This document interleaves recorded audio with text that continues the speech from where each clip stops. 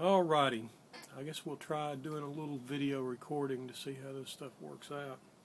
We've already marked out our handle blank here and got the center lines drawn on it and got the end rounded off here, because basically what we're going to try to do is we're going to round off these corners here to make this a smooth, comfortable cane in your hand. So I wanted to talk about a little bit of the tools and the techniques and stuff that I use to do that with.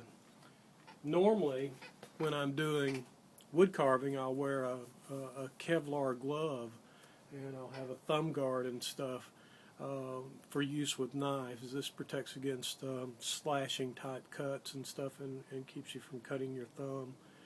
But I'm going to be using my power tool, my rotary shaft tool that I showed pictures of earlier to do this. So you don't want to use anything like this, because the burrs can grab this and it can twist up in it very quickly and break a finger or do other damage. That's also why I'm wearing an apron too.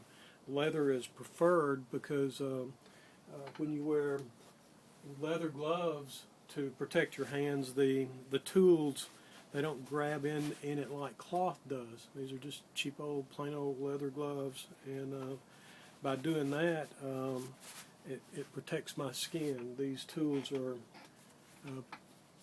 pretty good about removing wood and pretty good about removing skin too.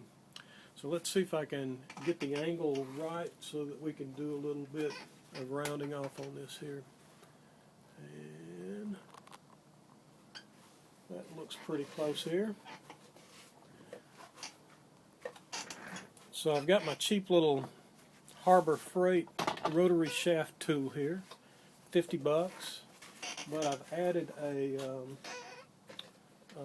Fordham handpiece that takes the 1/4-inch shaft burrs and stuff. I really like the big burrs, and you want to use something for low speed. And so basically you're just using this to carve with and trying to get that rounded shape. You're going from the lines, you're trying to come into a full circle there.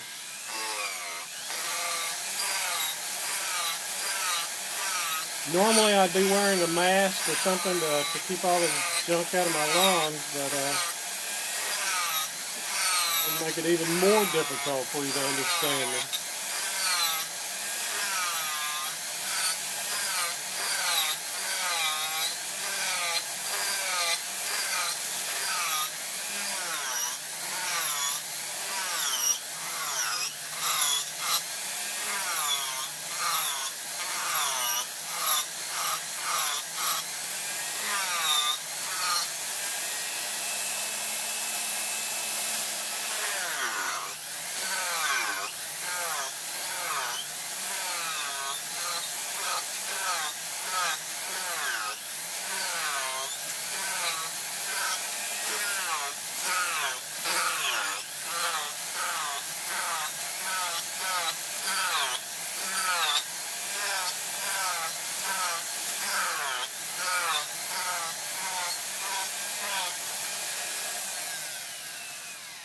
See what I've got there?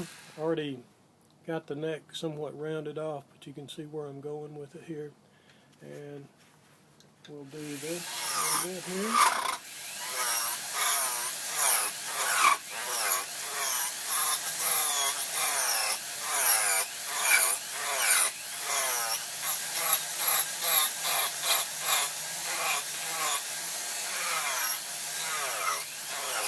You could use a rasp, you could do this with a knife and everything, but I like using power tools to take a lot of the tedium out of the work, to try to speed things up so I can get to the fun part of carving and doing the thing.